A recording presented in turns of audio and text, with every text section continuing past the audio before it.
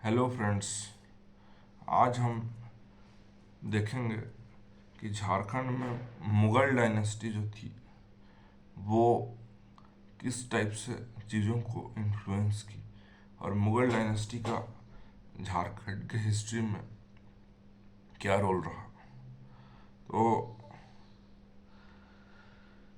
क्या है कि जैसा कि आपको पिछले वीडियोस में बताया जा चुका है कि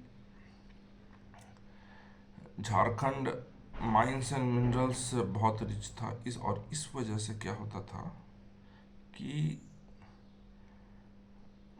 बाहरी राजाओं की या बाहरी राज्यों की नज़र झारखंड पे पड़ती थी। और सबसे बड़ी बात है कि मुगल डायनेस्टी का भी एक लिमिटेड इन्फ्लुएंस ही था, क्योंकि झारखंड का जो क्षेत्र है वो एक पहाड़ी और जंगली इलाका होने के चलते यहाँ पर रूल कर पाना बहुत टफ था। और यहाँ पर बहुत सारे लोकल रूलर्स, लोकल डायनेस्टीज थे उस टाइम में। और आइए एक एक करके हम लोग इसके बारे में देखना शुरू करते हैं। और जैसे मुगल डायनेस्टी के टाइम में पलामू में एक रक्सेल राजवंश था, और छोटा नागपुर में या कोकरा में नागवंश का शासन था। ये आपको पिछले वीडियो में बताया जा चुका है। सिंह वंश का शासन था सिंह भूम में। और एक विद्वान थे जिनका नाम है बी वीरोत्तम। तो उनके हिसाब से चेरो डायनेस्टी का एक अच्छे खासे भाग पर शासन था। और चेरो डायनेस्टी का कॉन्फ्लिक्ट हुआ था जो अफगान रूलर थे शेर शाह सूरी, उसके साथ। और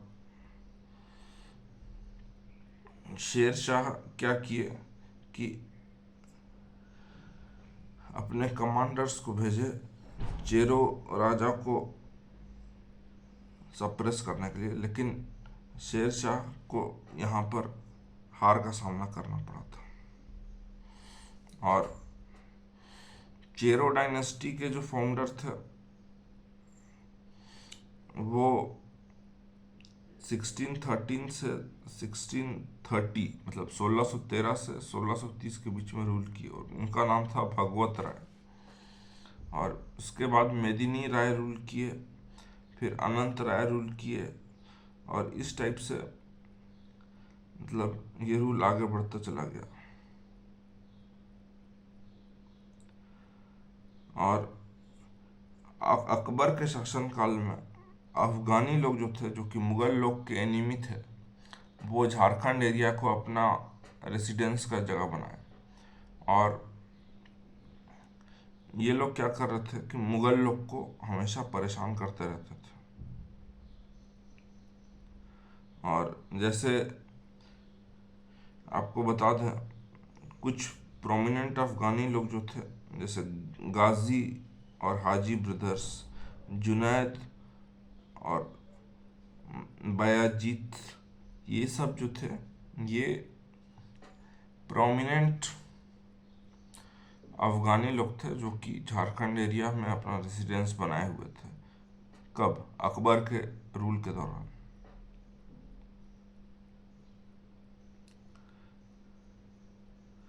और 1576 में लड़ाई लड़के जुनैद को हरा दिया गया।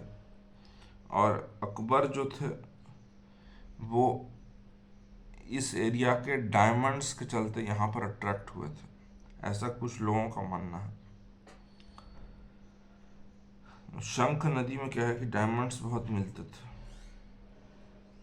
और मुगल लोग जो थे वो सिंह भूम में भी घुस गए अकबर के रूल के दौरान।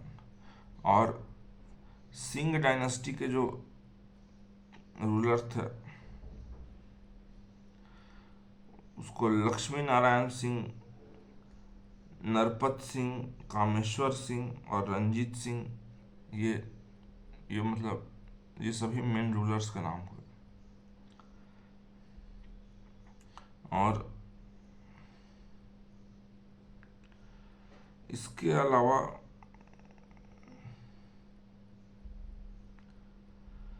अकबर की जो मेजर विफलता थी, जो मेजर फेल्योर था, वो चेरों लोगों का जो राज्य था पलामू में, उसको वो हरा नहीं पाया। और मान सिंह के गाइडेंस में अकबर के एक प्रोमिनेंट नोबल थे मान सिंह, आप लोग जानते होंगे। तो मान सिंह के गाइडेंस में वो भेजे थे सेना को।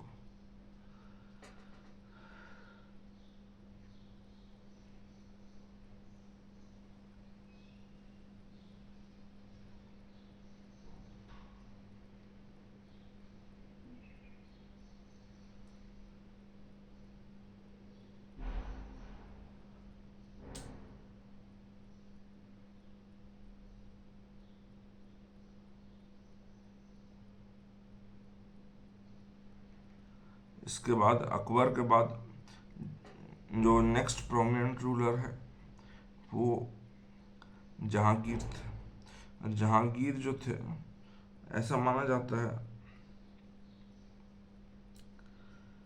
कि वो भी शंख नदी के इर्द गिर्द पाए जाने वाले डायमंड से अट्रैक्ट हुए थे। और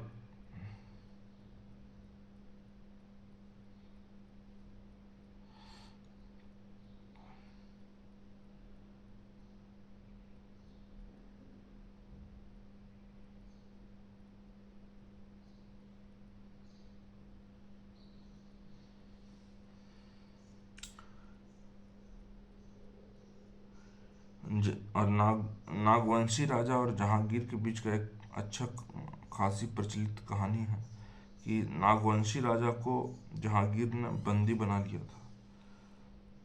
और जिस नागवंशी राजा को बंदी बनाया गया था उसका नाम था दुर्जन साल।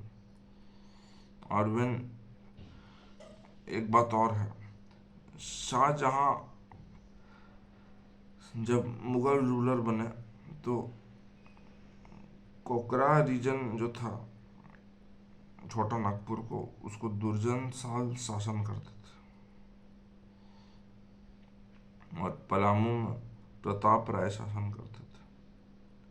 तो मुगल एम्पायर शाहजहां के टाइम में क्या हुआ कि पलामू पर और अन्य लोगों को और अन्य क्षेत्रों पर कब्जा करने की कोशिश की गई।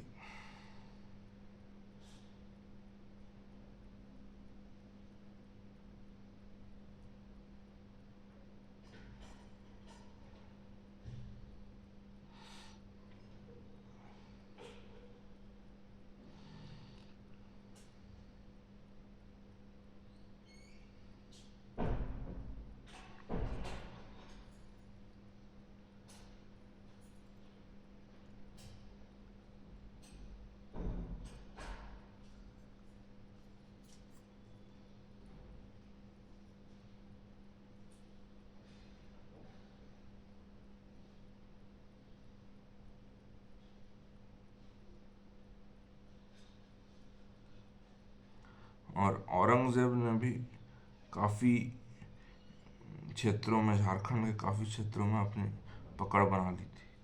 औरंगजेब के मौत के बाद इस क्षेत्रों पर, यहाँ के झारखंड के राजवंशों पर मराठा, ब्रिटिश और आदि राजवंशों का हुकूमत हो गया।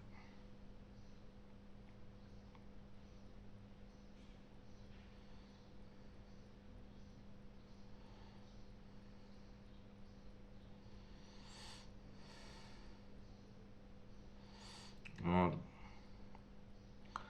यहाँ पर मराठा लोगों का इन्वेशन भी हुआ। और मराठा इन्वेशन जो है एक इम्पोर्टेंट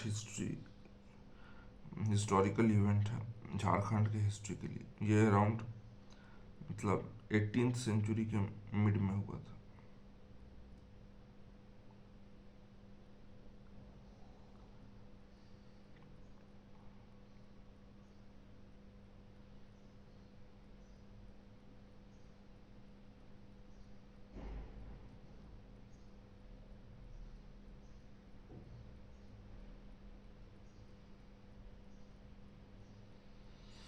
और झारखंड में इंग्लिश ईस्ट इंडिया कंपनी 1767 में आई। और यहाँ पर उस समय धालभूम के धाल राजा थे, सिंहभूम के सिंह राजा थे, और कोल्हान में हो डायनेस्टी था। और 1767 में उन्होंने आत्या के साथ यहाँ के विभिन्न क्षेत्रों पर कब्जा करना शुरू कर दिया।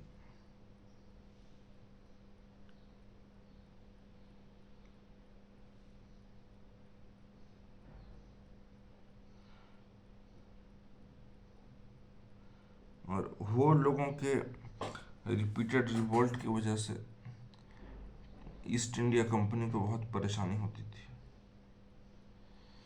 और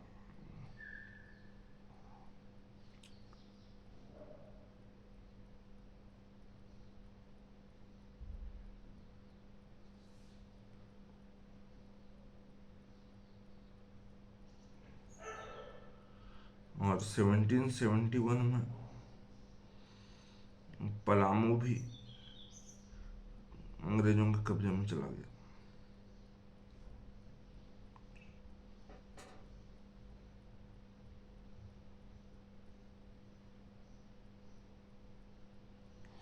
लेकिन काफी दिनों तक रामगढ़ के जो राजा थे हजारीबाग में, वो बचे रहे। और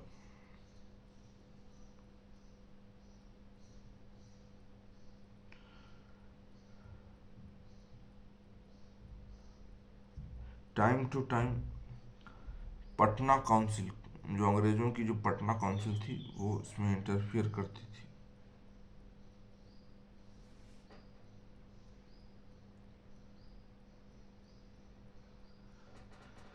और मानभूम राजमहल में भी अंग्रेजों को बहुत कड़े विरोध का सामना करना पड़ा। और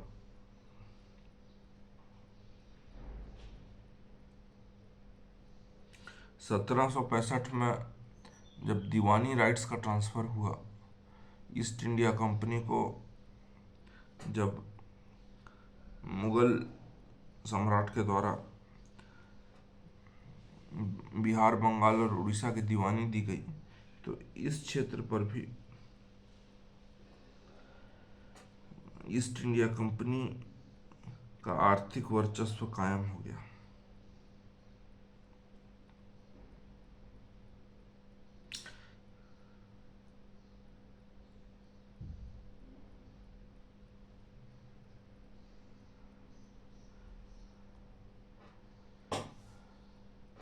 वो कुल मिला के अगर देखा जाए तो झारखंड में ईस्ट इंडिया कंपनी को, मराठाओं को या किसी भी बाहरी शक्ति को अपना राज स्थापित करने में बहुत संघर्ष करना पड़ा, क्योंकि यहाँ की भौगोलिक स्थिति अनुकूल नहीं थी। और टाइम टू टाइम चेंजेस होते रहे। और आगे के वीडियोस में हम ये देखेंगे कि किस टाइप से झारखंड के अलग अलग क्षेत्रों में अलग अलग समय पर अंग्रेजी शासन के खिलाफ आवाज़ उठती रही, विद्रोह होता रहा, और कैसे यहाँ के लोगों ने अपने आप को आज़ादी दिलाने की कोशिश की। इसमें कई प्रमुख नाम सामने आएंगे, आपसे रिक्वेस्ट है कि आप एटलीस्ट उस योद्धा का नाम, जगह और रिवोल्ट का तारीख को एग्ज़ाम के पर्पस के लिए याद रखें, क्योंकि ये प्रीलिम्स में भी और मेंस एग्ज़ाम में भी इम्पोर्टेंट क्वेश्चन बन सकता है।